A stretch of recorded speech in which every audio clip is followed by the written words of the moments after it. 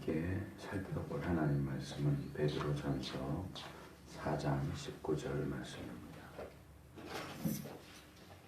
베드로전서 4장 19절.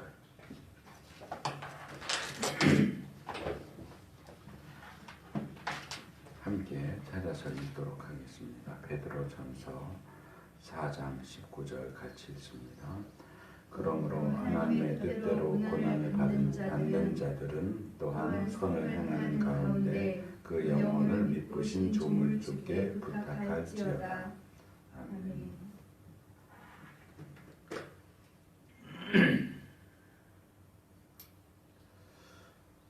원래 한 번에 다루려고 했던 베드로전서 4장 12절에서 19절 말씀을 사정상 4번에 걸쳐서 다루게 됐고, 오늘 그 마지막 시간 하나님의 뜻을 언급하고 있는 19절 말씀을 살펴보려고 합니다.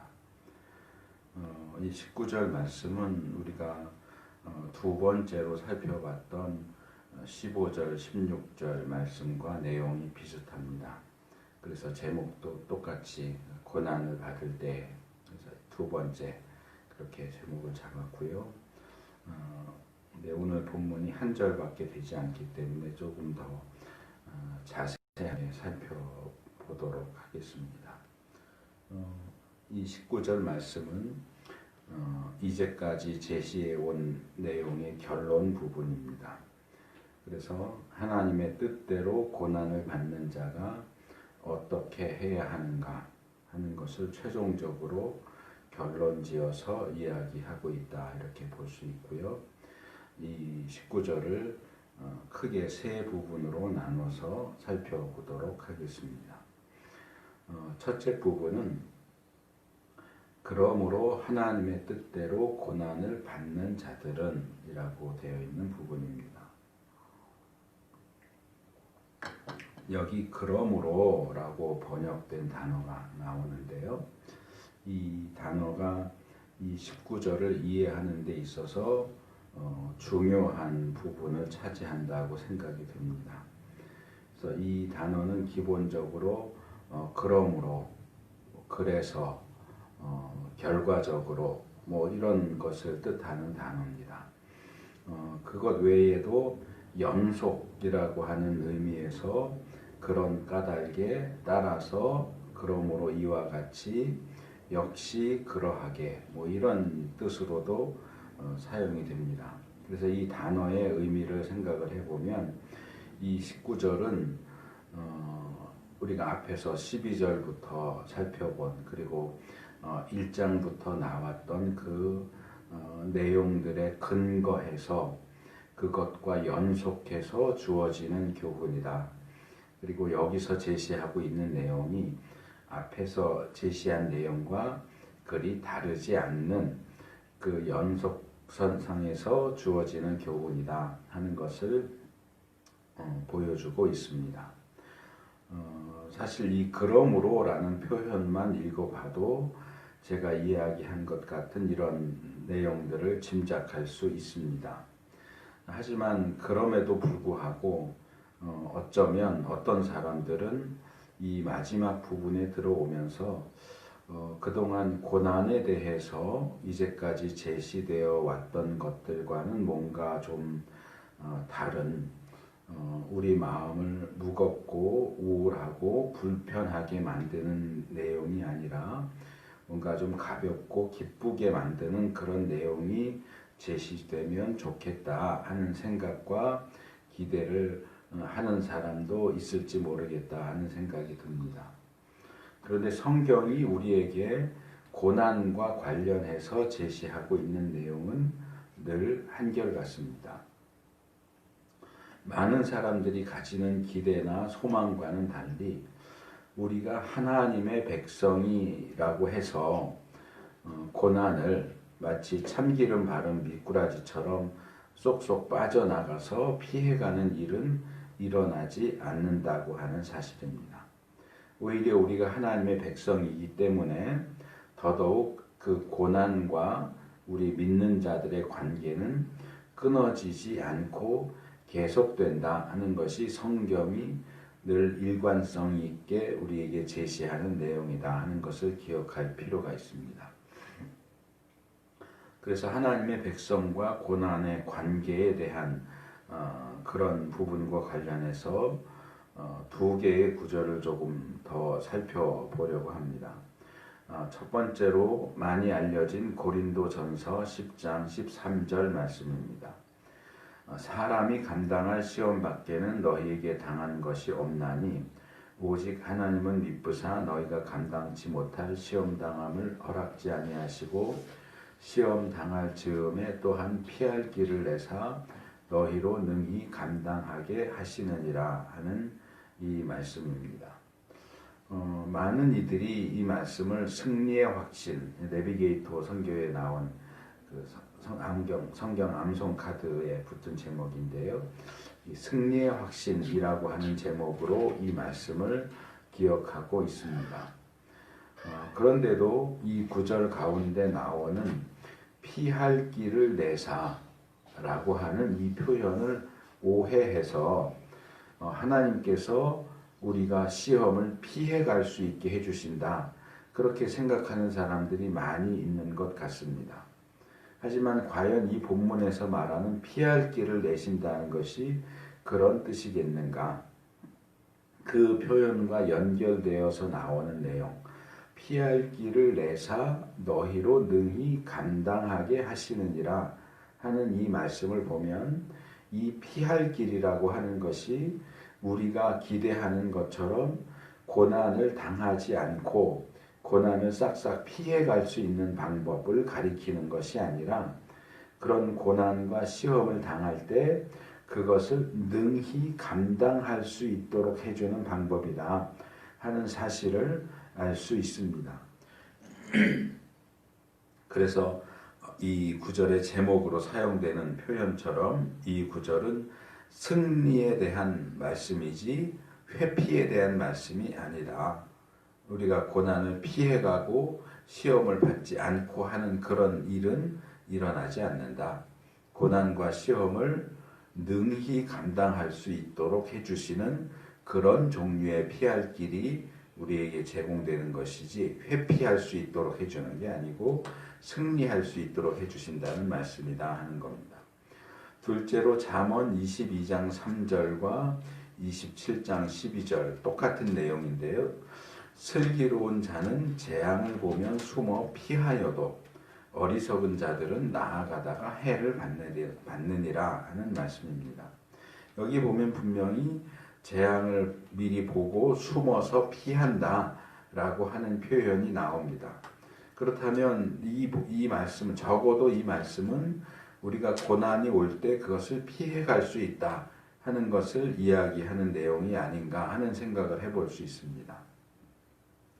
그런데 이 본문을 자세히 살펴보면 이 말씀은 사실상 재앙에 대처하는 슬기로운 자의 방식과 어리석은 자의 방식을 대조시켜서 말하는 일반적인 내용이지 재앙이나 고난을 피할 수 있느냐 없느냐 하는 내용을 다루고 있는 게 아니라고 하는 겁니다.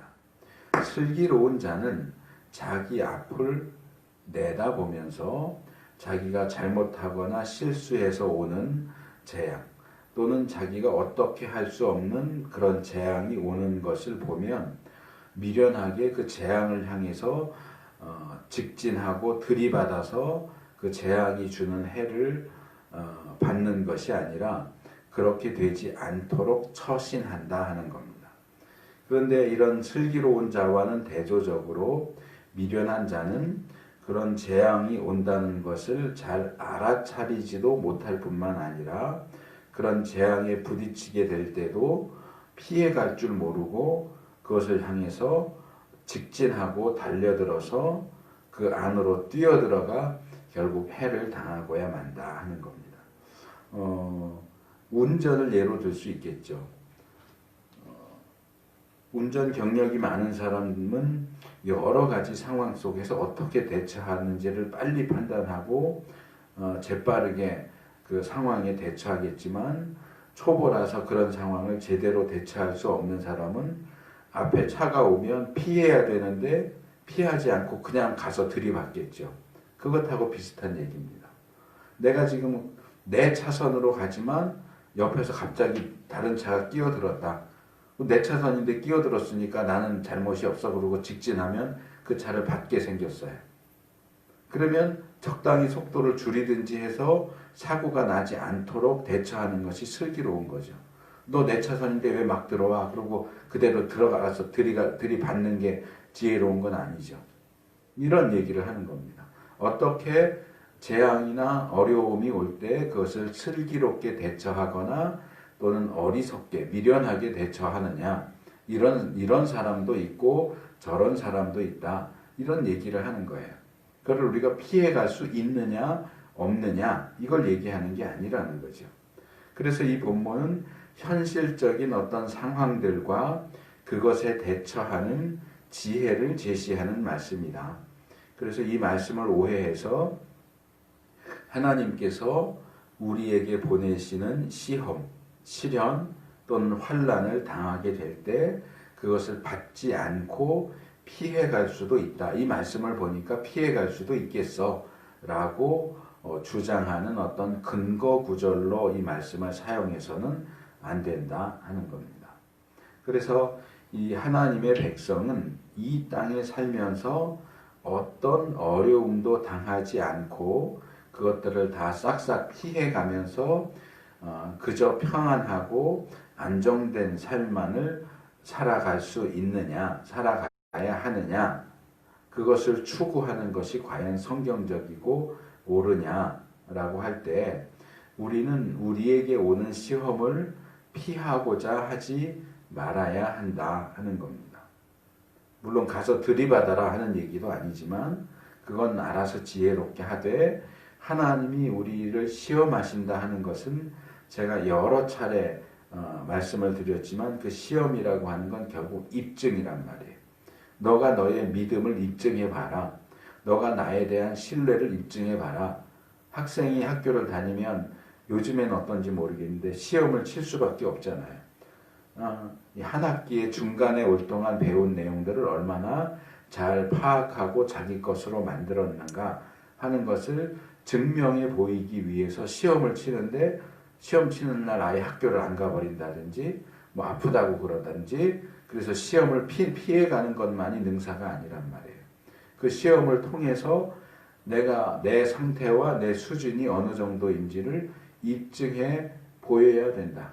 하나님이 우리에게 시험을 주시는 것은 그것을 통과함으로써 그 통과하는 과정 속에서 나의 믿음과 하나님에 대한 신뢰를 입증해 보여라 하는 그런 의도를 거기 포함시켜서 시험을 보내시는데, 어떻게든 시험을 싹싹 다 피해서 시험을 통과하지 않으려고, 회피하려고만 하면 우리의 믿음을 입증할 길이 없어져요.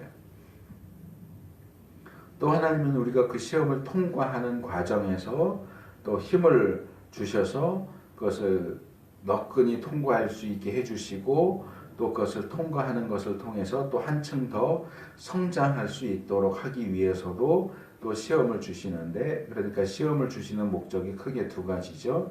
하나는 입증을 위해서, 또 하나는 성장을 위해서 주시는데, 그런 중요한 목적을 가지고 우리에게 시험을 또는 고난을, 환난을 허락하시는데 그것을 피해 가겠다고만 하면 하나님의 의도를 반하는 거죠.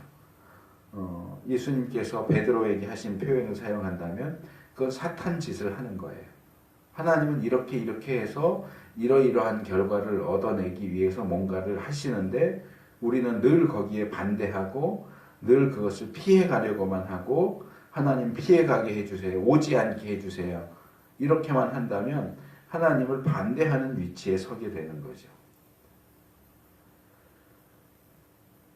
그래서 이 말씀은 현실 속에서 세상을 사는 어떤 지혜 또는 처세술 정도를 이야기하는 내용으로 이해해야지 그것이 하나님의 뜻, 시험을 통해서 자신의 믿음을 입증하고 성숙해진다고 하는 그런 하나님이 세우신 원리를 거스르는 방향으로 이해되거나 적용돼서는 안 된다 하는 겁니다. 그래서 이 그러므로라고 하는 말 뒤에 곧바로 이어서 나오는 게 하나님의 뜻대로 고난을 받는 자들은 이라고 하는 표현이죠. 우리가 여러 차례 살펴본 것처럼 하나님의 백성이 이 땅에서 고난을 받는 것은 하나님께서 정하신 뜻과 원칙이다. 하나님의 뜻대로 고난을 받는 자들 누구냐? 그리스도입니다. 그리스도인은 이 땅에 살면서 고난을 받도록 되어 있는데 그들이 고난을 받는 것은 하나님의 뜻대로 고난을 받는 것이다 하는 이야기입니다.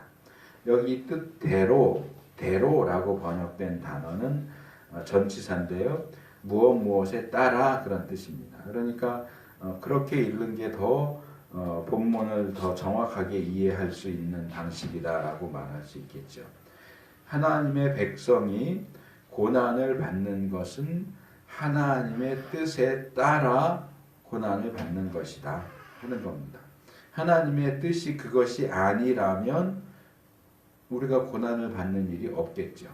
그런데 하나님의 뜻이 그것이기 때문에 고난을 받는 것을 통해서 믿음을 입증하고 또 성숙해지는 것이 하나님의 뜻이기 때문에 그 뜻에 따라 우리에게 고난이 오는 것이고 우리는 고난을 받지 않을 수 없다고 하는 것입니다. 그래서 우리가 믿는 사람이 고난을 받는다고 하는 것은 우연히 일어나는 일도 아니고 실수로 고난이 오는 것도 아니라 하나님의 확고한 뜻에 따라서 이루어지는 일이다 하는 겁니다. 그렇기 때문에 우리는 우리가 받는 고난이 하나님의 뜻을 따라 우리에게 주어지는 것이다 하는 사실을 명심할 필요가 있습니다. 자, 두 번째로 그러면 하나님의 뜻에 따라 고난을 받는 자들은 거기에 어떻게 대처하고 반응해야 하느냐 하는 겁니다. 우리가 앞에서 살펴본 구절에서 베드로는 여러 가지를 이야기했습니다. 12절에서는 그것을 이상하게 여기지 말아라. 놀라지 마라. 충격받지 말아라. 그렇게 말했고 13절에서는 즐거워하고 기뻐해라. 미칠 듯이 기뻐하고 기뻐서 날뛰어라. 그렇게 말했습니다. 14절에서는 복 있는 자로 여겨라. 복 받았다고 여겨라. 그렇게 말했고 16절에서는 고난 받는다는 것을 부끄러워하지 말아라. 수치스러워하지 말고 하나님께 영광을 돌려라. 이 영광을 돌려라는 축하하고 감사하고 영광스럽게 여기고 하나님께 영광을 돌려라 하는 얘기입니다. 이제 이 19절 본문으로 넘어오면 앞의 내용들과 거의 비슷하면서도 또 조금은 다른 차원에서 그 영혼을 믿으신 조물주께 부탁할지어다 라고 말하고 있습니다. 우리가 보는 개역성경의 번역에서는 이 부분이 이 19절의 제일 끝에 나오지만 이 헬라어 원문에는 중간에 나옵니다. 이게 먼저 나오고 끝에 또 한 선을 행하는 가운데 이게 제일 끝에 나와 있습니다. 그래서 원문의 순서에 따라 이 내용을 먼저 살펴보려고 합니다. 이 미쁘신 조물주께 그 영혼을 부탁해라 하는 내용은 다시 둘로 나눠서 살펴보겠습니다.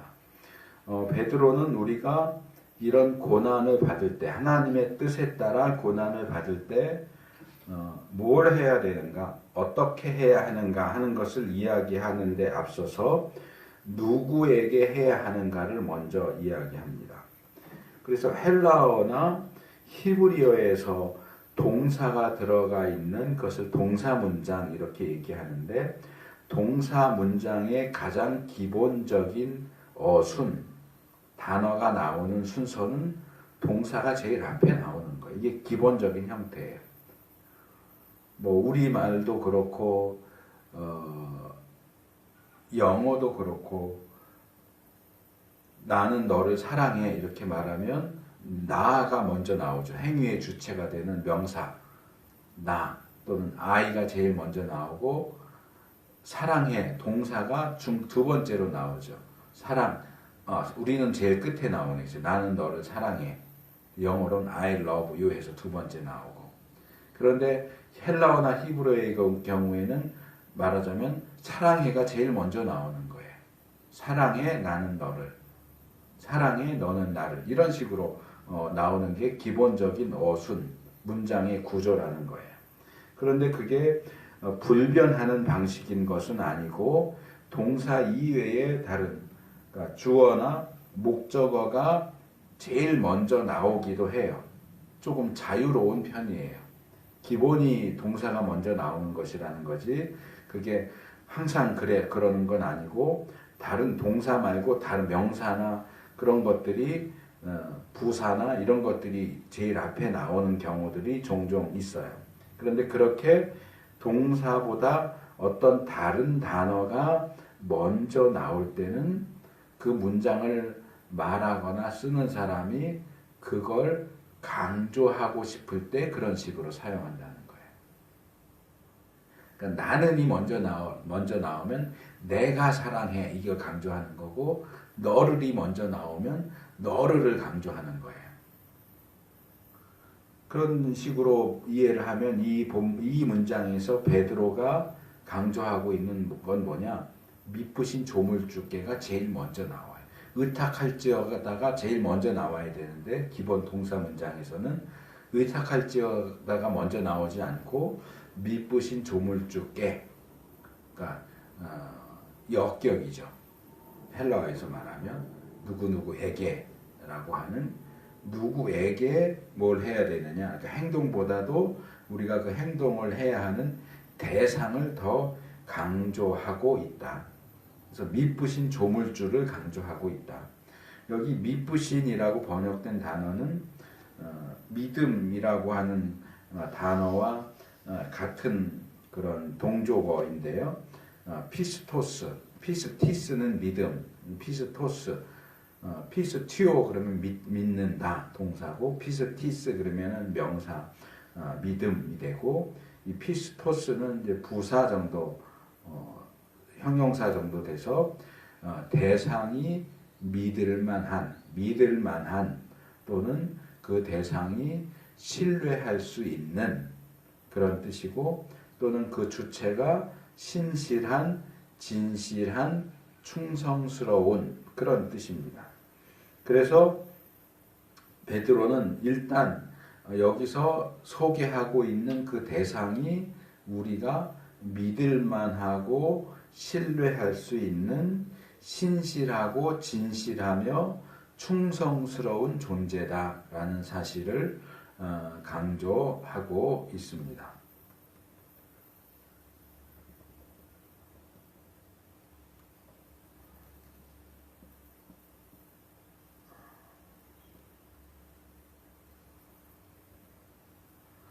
그래서 누군가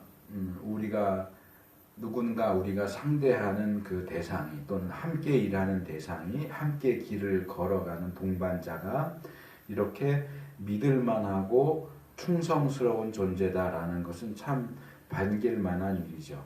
함께 일을 하기는 하는데 함께 길을 가기는 가는데 동료는 동료인데 이 사람은 입만 열면 거짓말이고 입만 열면 다른 사람 속여 먹으려고 하고 자기가 안 한 것도 자기가 한 것처럼 공을 가로채고 자기가 한 실수를 다른 사람에게 떠넘기고 이러는 사람이다.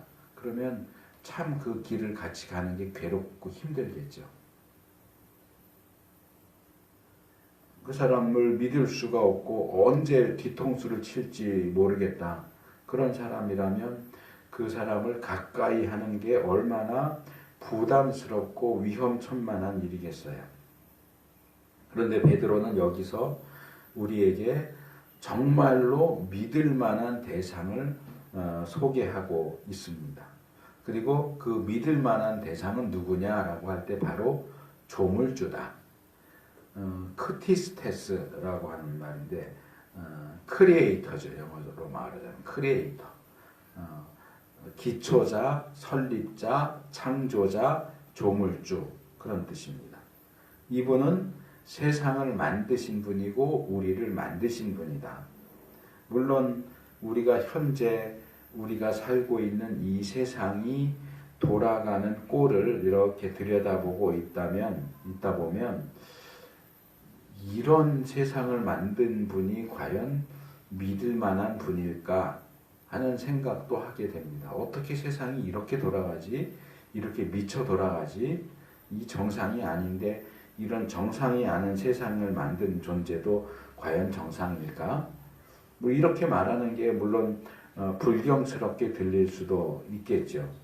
그런데 실제로 우리가 성경을 읽다 보면 이런 의문과 고민을 하는 모습을 꽤 많이 발견하게 됩니다.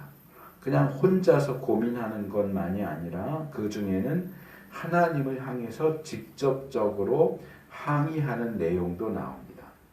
예를 들어서 아브라함은 소돔과 고모라의 심판에 대해 예고하시는 하나님께 창세기 18장 25절에서 주께서 이같이 하사 의인을 악인과 함께 죽이심은 불가하오며 의인과 악인을 균등히 하심도 불가하니이다. 세상을 심판하시는 이가 공의를 행하실 것이 아니니까. 하나님 의로우신 분인데 의를 행하셔야죠. 그렇게 의인, 악인 가릴 것 없이 다 죽이면 그건 불공평한 거죠. 하나님이 아니죠. 하나님 그렇게 하면 안 되죠. 라고 말합니다. 하박국 선지자도 유다의 악을 이방 나라를 불러서 징계하겠다고 말씀하시는 하나님을 향해서 하박국 1장 13절에서 주께서는 눈이 정결하심으로 악을 참아 보지 못하시며 패역을 참아 보지 못하시거늘 어찌하여 괴율한 자들을 방관하시며 악인이 자기보다 의로운 사람을 삼키되 잠잠하시나이까? 라고 항의하죠. 하나님 왜 세상이 이렇게 거꾸로 뒤집혀서 미쳐 돌아가고 있는데 왜 하나님 가만히 계세요? 왜 하나님 잠잠하세요? 저런 못된 놈들을 좀 혼내주셔야죠. 왜 하나님 가만히 계세요? 라고 말을 하고 있죠. 오죽하면 일반 가요 가사 가운데도 이런 게 있죠. 잠자는 하늘님이여 조율 한번 해주세요. 조율이라는 노래 그런 가사가 나오죠. 조율이 안 돼 있다는 거예요. 피아노를 치거나 기타를 치는데 이 조율을 하면 아름다운 소리가 나야 되는데 조율을 안 해놓으니까 이게 제대로 치는데도 소리가 엉망으로 난단 말이에요. 이 세상이 그런데 이거 조율을 좀 해야 되지 않겠습니까? 왜 하나님이 잠자고 있습니까? 이제 좀 일어나서 조율 좀 한번 해주세요. 베드로가 이런 불만, 이런 고민, 이런 어려움, 문제들을 몰랐을까? 저는 아마 베드로도 이런 부분들을 이미 다 알고 있으면서도 의도적으로 믿부신 조물주, 믿을 만한 창조자, 우리가 신뢰할 수 있는 조물주 그런 표현을 사용하고 있는 게 아닐까 하는 생각을 하게 됩니다. 그냥 보기에 이 창조 세계는 불합리해 보입니다. 정의가 행해지지 않고 악인이 득세하는 더러운 세상입니다. 그래서 이런 세상을 만든 존재도 믿을만하지 못하게 보일 수 있습니다. 하지만 성경은 그런 고민과 의문만 제기하고서 끝내지 않습니다. 성경은 그런 불의와 악인의 특세에 대해 그리고 의인이 받는 고난에 대해 분명한 대답 그리고 거기에 대한 하나님의 뜻을 제시하고 있습니다. 지난주에도 설교했던 것처럼 하나님은 심판하시는 분인데 최후 심판 때만 심판하시는 것이 아니라 이미 부분적이고 일시적이긴 하지만 이 땅에서 그러한 상벌을 행하고 계신다. 완벽하지는 않지만 하고 계신다라는 걸 말씀을 드렸죠. 이 부분에 대해서 이 19절에서는 그것들을 일일이 다 지적하거나 제시하지는 않지만, 말하자면 결론적으로 말한다면 그 창조주는 얼마든지 충분히 신뢰할 만한 분이시다 라고 선언하고 있는 셈입니다. 우리가 상대하고 있는 분, 우리가 우리 앞에 모시고 있는 분은 과연 믿을 만한 창조주시다 라고 이야기하는 겁니다. 그래서 우리는 고난을 받는 가운데서도 그분에게 다음과 같은 행동을 할 수 있다, 또 해야 한다 라고 말할 수 있습니다. 지금 설교하면서 하나 떠올랐는데, 특별히 여기서 베드로가 하나님을 창조주라고 또 믿을 만한 창조주라고 얘기하고 있는 것에는 이런 뜻도 있지 않는가 하는 생각이 떠올랐어요. 상반절에서 우리 하나님의 백성이 고난을 받는 것은 하나님의 뜻에 따라 고난을 받는 거라고 이야기했단 말이에요. 그래서 하나님의 뜻에 따라 고난을 받는 자들은 믿을 만한 창조주에게 라고 이야기할 때, 이 창조주는 제가 앞에서 일반적인 측면에서 얘기한 것처럼 이 세상을 창조하고 우리를 창조하셨다 하는 의미만이 아니라 우리가 받는 고난도 창조하셨다, 그런 의미로 볼 수 있지 않을까 하는 생각이 떠올랐어요. 그것은 성경 전반적으로 볼 때도 틀린 생각은 아니라고 보입니다. 하나님은 빛도 창조하시고 어둠도 창조하시고 복도 주시고 저주도 주시고 시험도 하나님이 주시는 분이라고 할 때, 이 창조주는 특별히 우리가 지금 하나님의 뜻에 따라 받는 그 고난의 창조주를 가리키는 것일 수도 있겠다. 근데 우리에게 고난을 창조해서 고난을 받도록 하시는, 고난을 받는 것을 뜻하시는 그 하나님은 믿을 만한 창조주다. 우리가 고난을 받기를 뜻하시고 고난을 받도록 그 고난을 창조하신 하나님은 될 대로 되라봐, 한번 골탕 먹어봐라, 그런 식으로 고난을 창조해서 보내시는 것이 아니라 충분한 계산과 모든 것들을 고려해서 우리가 신뢰해도 되는 그런 방식, 그런 상황 안에서 우리에게 고난을 만들어 보내시는 분이시다. 그렇게 이해하는 것도 좋겠다 하는 생각이 듭니다. 그렇기 때문에 그 미쁘신 조물주께 우리는 어떤 행동을 해야 하느냐, 그 영혼을 부탁해라 그랬습니다. 여기 한글 개역에서는 영혼을이 먼저 나오지만 헬라어 성경에서는 부탁할지어가 먼저 나옵니다. 여기 부탁하다라고 번역된 단어는 파라티데미라고 하는 단어인데, 파라는 원래 옆에 그런 뜻이고요, 티데미는 둔다 그런 뜻이에요. 그래서 원래 뜻은 옆에 둔다, 옆이나 가까이에 둔다, 또는 나란히 놓는다, 그런 뜻인데, 여기서 조금 더 발전해서 제시한다, 제안하다, 진술하다, 위임하다, 맡기다, 위탁하다. 그러니까 옆에, 뭔가를 옆에, 누군가의 옆에 둔다라는 것이 보여줄 수 있는 여러 가지 상황을 보여주는 거죠. 이거 한번 봐봐 그러면서 이렇게 가까이 갖다 내놓는 것일 수도 있고요. 그러니까 제시하고, 또는 어떤 의견을 제안하고 진술하고, 또는 이거 잠깐 갖고 있어 하고 맡기고 위임하고 위탁하고 하는 그런 상황도 있을 수 있을 텐데, 옆에 놓는다는 것이 기본적인 뜻이고, 거기서 확장돼서 제시한다거나 맡긴다거나 여러 가지 이제 의미로 확대되는 단어인데, 이 본문에서는 맡긴다, 그런 뜻으로 사용된 것으로 보입니다.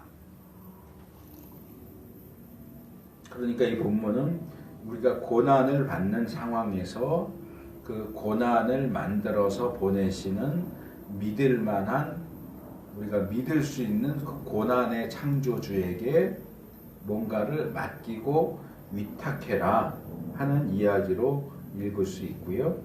그러면 우리가 뭘 맡겨야 하느냐? 그 헬라어 원문을 직역하면 그의 그 영혼을, 그의 영혼, 그의 그 영혼. 그러니까 고난받는 자가 고난받는 자의 그 영혼을 미쁘신 창조주께 맡겨라. 그렇게 얘기를 하는 겁니다. 이 영혼을 맡겨라 하는 건 또 무슨 얘기일까? 영혼을 맡긴다. 이 영혼을 맡긴다 그럴 때 가장 먼저 떠오르는 것은 누가복음 23장 46절에 나오는 예수님께서 십자가상에서 돌아가실 때 하신 말씀, 아버지여 내 영혼을 아버지 손에 부탁하나이다. 이제 개역 성경에서는 부탁하나이다라고 번역이 됐는데 제가 헬라어 원문을 찾아보니까 지금 이 본문하고 거의 똑같은 표현이 사용됐습니다. 영혼도 똑같은 표현 단어 푸시케가 사용됐고 부탁합니다. 여기는 의탁해라. 똑같이 파라티데미. 그러니까 누가복음은 파라티데마이 토포뉴마무. 그래서 나의 영혼을 나의 그 영혼을 맡깁니다. 여기는 이제 푸뉴마네.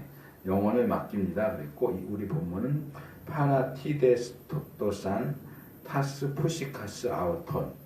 그의 그 영혼을 맡겨라. 명령형이기 때문에 조금 다르게 되어 있어요.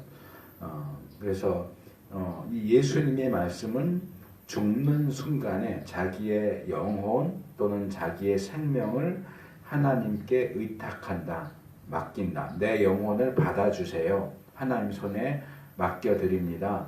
그렇게 얘기를 한 것이고 아마도 베드로는 여기서도 똑같은 의미로 같은 표현을 사용하지 않았을까라는 생각이 듭니다. 근데 그러면 이렇게 질문할 수도 있겠죠. 아니 영혼하고 생명이 어떻게 같아요? 영혼하고 생명은 분명히 다른데? 라고 말하는 사람도 있겠죠. 그런데 여기 영혼이라고 번역된 단어가 푸시케라고 하는 단어입니다. 이 푸시케에서 영어의 사이코, 사이콜로지, 심리학, 사이콜로지 이게 이 헬라어 푸시케에서 나온 단어거든요.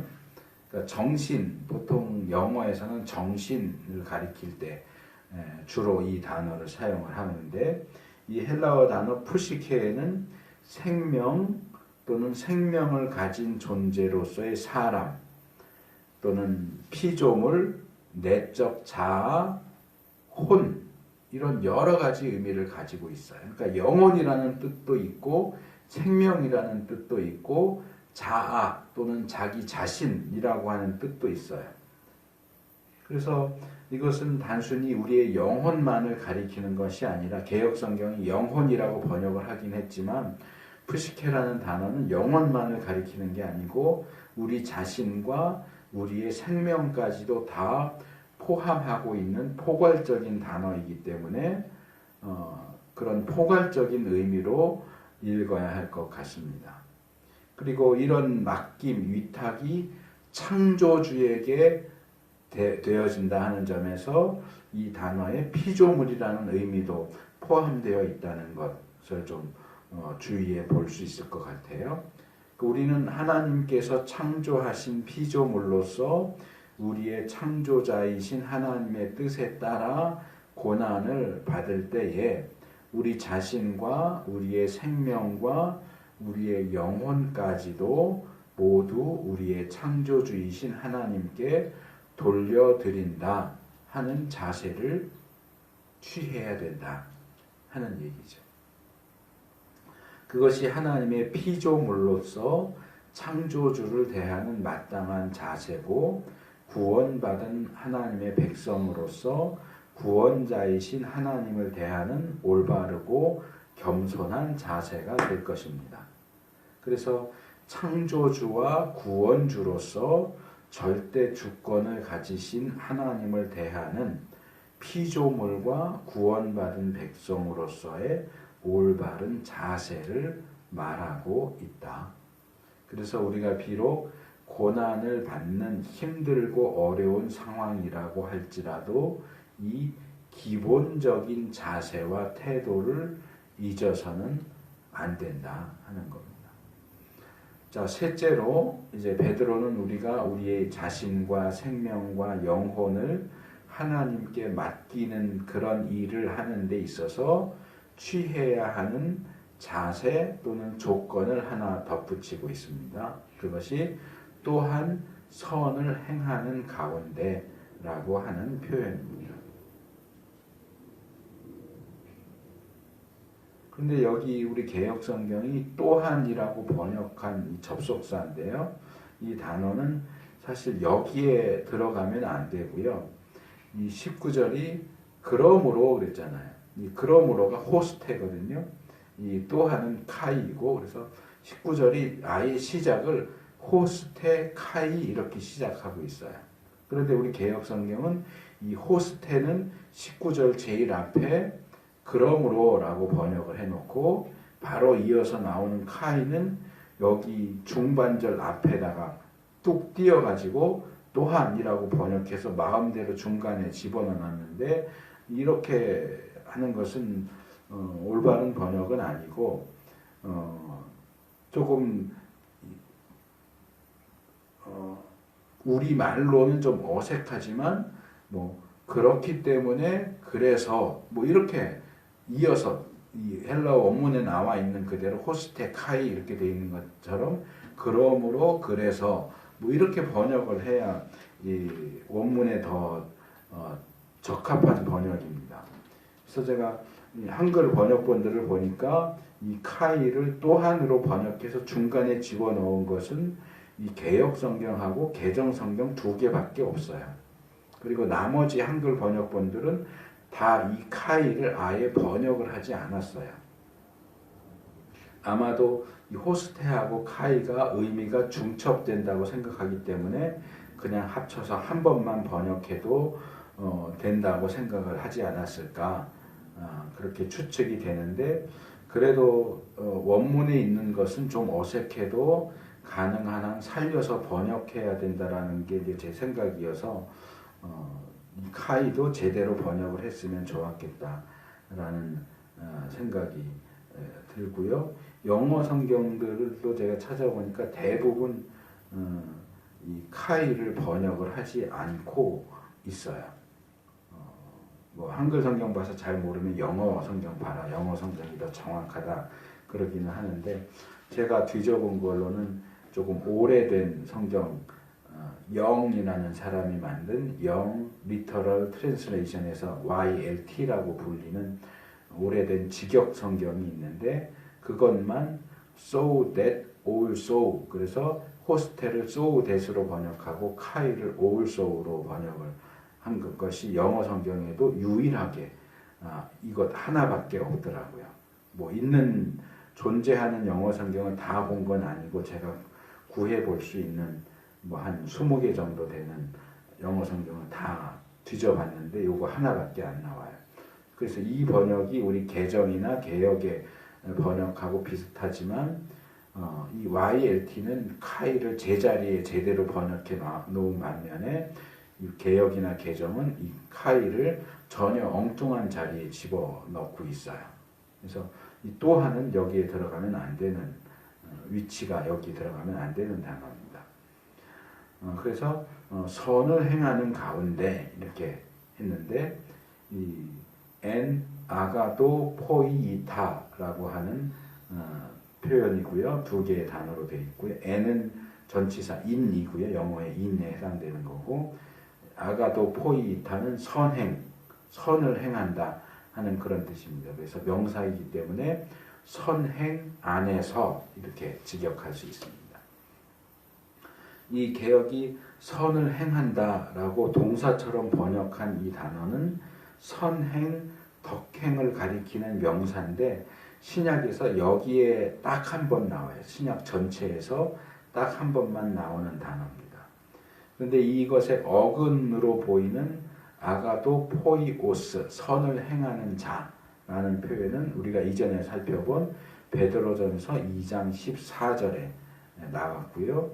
동사 형태로 나와 있는 아가도 포이에오라고 하는 선을 행한다, 선행자가 된다 하는 것은 신약에 8번 나오는데 그 중에 4번이 베드로 전서에 2장 15절, 20절, 3장 6절, 17절 나오고 3번이 누가복음에 6장 9절, 33절, 35절 그리고 요한삼서 11절에 한 번 이렇게 나옵니다.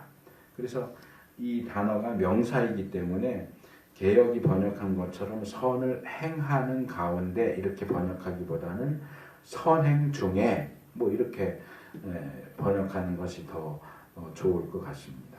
그러면 선행 중에 미쁘신 창조주께 자신을, 생명을, 영혼을 맡겨라 하는 것은 무슨 뜻이겠는가? 이 표현은 우리가 몇 주 전에 살펴본 베드로전서 4장 2절에 그 후로는 다시 사람의 정욕을 좇지 않고 오직 하나님의 뜻을 좇아 육체의 남은 때를 살게 하려 함이라 하는 말씀을 떠올리게 합니다. 어떻게 보면 이 방금 읽어드린 베드로전서 4장 2절은 어떻게 살 것이냐, 어떻게 살 것인가에 대해서 말하고 있다면 이 구절은 마치 어떻게 죽을 것인가 하는 얘기를 하는 것처럼 보여요. 근데 이 선행 중에 라고 하는 이 표현은 죽음하고 연결시키기는 어렵죠. 살아 있어야 선행을 할 수 있으니까. 그래서 이 선행 중에는 그 후로는 다시 사람의 정욕을 좇지 않고 오직 하나님의 뜻을 좇아 육체의 남은 때를 살게 하려 함이라는 말씀하고 연결시켜서 보아야 할 것 같습니다. 그래서 우리는 고난 가운데서도 우리의 육체의 남은 때를 사람의 정욕이 아닌 하나님의 뜻을 행하는 선행을 계속해서 행해야 하고 그렇게 선행을 행하는 가운데 우리 자신과 생명과 영혼까지도 그 하나님께 부탁하면서 죽을 수 있어야 한다. 이렇게 이해하면 될 것 같습니다. 그래서 고난 한가운데서 행해지는 선행은 미쁘신 조물주이신 하나님께 대한 우리의 믿음과 신뢰의 표현이다. 고난 가운데서도 나는 하나님을 믿습니다. 하나님을 신뢰합니다. 하는 사람은 계속해서 선을 행할 것이고 그 하나님에 대한 믿음을 내팽개쳐버린 사람은 자기 마음대로 선행이든 악행이든 그냥 자기 하고 싶은 대로 하겠죠. 그래서 자신의 영혼을 생명을 하나님께 맡기고자 하는 사람이라면 선을 행하는 가운데 선행 중에 자신을 하나님께 맡길 수 있어야 한다. 말씀을 맺겠습니다. 우리는 사나 죽으나 그 하나님을 믿고 신뢰하는 가운데 선을 행해야 하고 고난 가운데서도 역시 사나 죽으나 우리 자신과 생명과 영혼까지도 모두 하나님께 맡기고서 그 믿음과 신뢰 가운데서 살고 그 믿음과 신뢰 가운데서 죽을 수 있어야 됩니다. 그래서 이렇게 주님의 뜻 가운데서 주님을 신뢰하는 가운데서 끝까지 선을 행하는 자로서 살고 또 죽을 수 있는 복이 우리 모두에게 임하기를 축복합니다.